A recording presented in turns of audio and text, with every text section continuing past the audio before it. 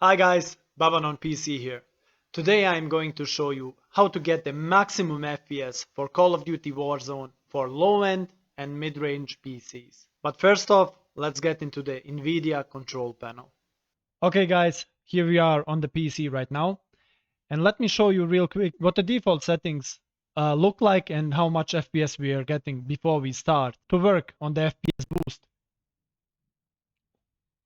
So with the default settings, right, like you can see here, we are running about 90 FPS, 80, 87 till 92, 91, 92 FPS, something like that. So keep that in mind so we can compare it when we are done. First thing we need to do is jump into the Nvidia control panel. We have to go onto our desktop, right click and click on Nvidia control panel. It will bring up the Nvidia control panel, and we need to skip ahead of the adjust image setting and just go straight to the manage 3D setting right here. And I will show you how I have it set up, and I will walk you through step by step so you can follow along and have it set up as good as possible. Feature setting. Image sharpening, I have the sharpening set to 0.47. You can do that right here. So sharpening is on, it's on 0.47. Ignore film grain is 0.17. GPU scaling needs to be ticked on. So just press on OK. Ambient occlusion is on performance. Anisotropic filtering is application controlled. Anti-aliasing FXAA is off. Anti-aliasing gamma correction on. Anti-aliasing mode is application controlled. Anti-aliasing setting application controlled again. Anti-aliasing transparency is off. Background application max frame rate is off. CUDA GPUs is set to all. So this will basically use all the CUDA cores your GPU has to offer. DSR factor, you have to make sure that this one is turned off.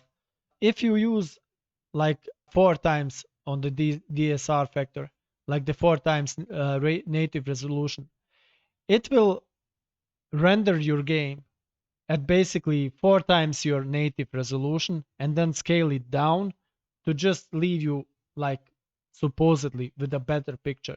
But I found it brings in so much input delay and other stuff. So DSR factor definitely off. DSR smoothness off. Low latency mode is ultra. Max frame rate is off. Multi-frame sample AA is off. OpenGL rendering GPU is my GPU. The current GPU is GTX 1070 Ti. Power management, this is also very important. Power management, you have to set it to prefer maximum performance. Preferred refresh rate, just set it to highest available. Shader cache is on. Texture filtering is on. Texture filtering negative LOD bias allow. Texture filtering quality is high performance. Texture filtering trilinear optimization is on. Threaded optimization auto triple buffering off. VSync is off. Virtual reality pre-render frames is 1. So once you made the changes, you will have here a button, click apply and exit the Nvidia control panel because we are done with this one. So now let's move in-game to check the in-game settings and set that up correctly. Now that we have set up the Nvidia control panel for our needs, it's time to go in-game. But before we go in-game, please make sure to hit the like button and hit the subscribe button so you can see more videos like this in the future. Okay guys, here we are in-game right now. And once we are in-game, we need to go to the Options tab and hit the Graphics tab. And I will walk you through all the settings one by one. So step by step so you can follow along. Display mode for me, I have it set to full screen borderless. Just because I have multiple displays and I like to switch between them when streaming and gaming so the game doesn't collapse always. But for the lowest amount of input delay, you would have to go with full screen mode. Display monitor is my chosen main monitor. Display adapter, you have to make sure that it says your graphics card on there. So you have to select it. Render resolution for me is 1920 by 1080. since this is the monitor I use. Aspect ratio is set it to automatic. Sync every frame is disabled, so VSync just brings you input lag, input delay, and makes the game feel much less crispy. So custom frame rate, I have it set unlimited. I would recommend to set it to unlimited. Nvidia highlights are disabled. Nvidia reflex low latency mode I have to enable plus boost. I'm not sure if it does bring any improvement, but it's there and why not use it. Then we have display gamma set to the standard value, to the default value. So now we come to the texture resolution. All these settings below are now just the default settings. Texture resolution is set for me to high. I like to have it on normal. Texture filtering antistrophic on default is set to high. Just set it to low. So this will bring you a lot more FPS.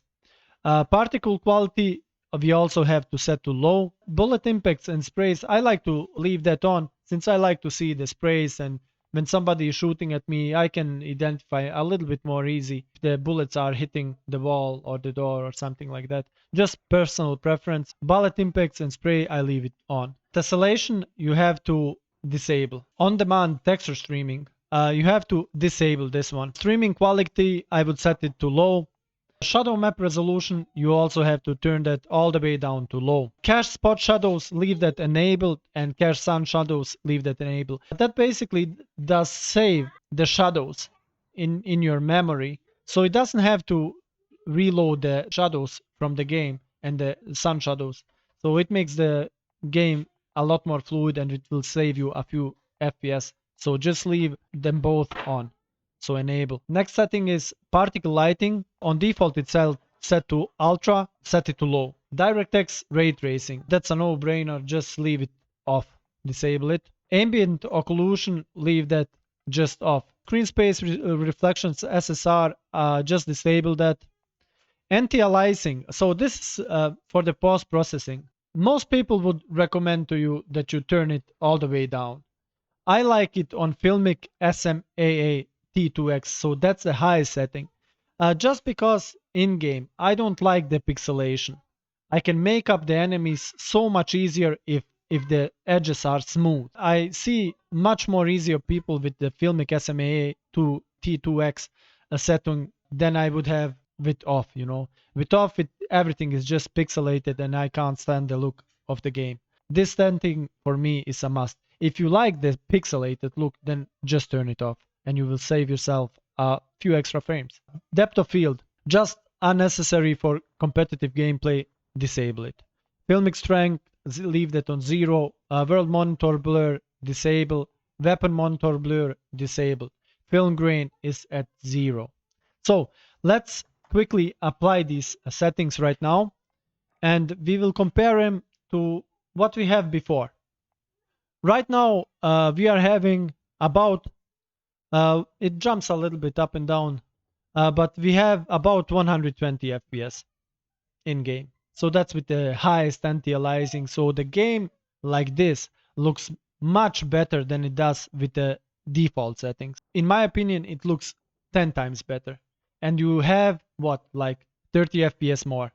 So if you find this increase is not enough, then I have one final trick for you guys and you will love it. So let's go back into the options and I will show it how that is done. When you see here the render resolution, on default it's set to 100%. This means the game renders at its full native resolution. However, you can tone this one down a little bit and not lose much of the sharpness in game and so on, but you will gain quite a bit of FPS. So let me just turn it down to, let's say, 90% and hit the apply button. And let's check what we have now for as far as the FPS goes.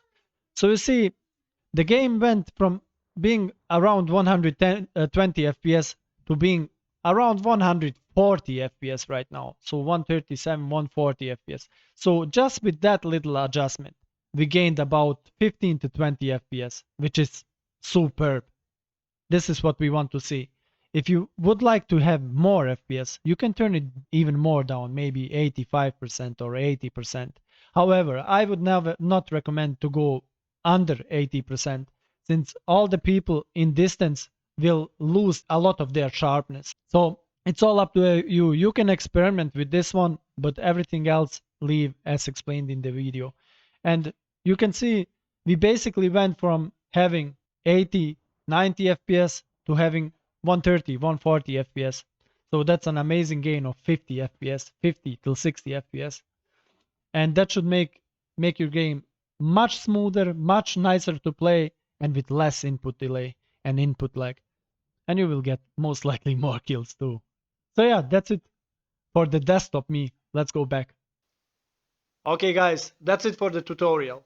If you found this tutorial helpful and you gained about 20 or 40 FPS in game, then please make sure to hit the subscribe button and like this video for more updates to come. So yeah, thank you all and talk to you soon.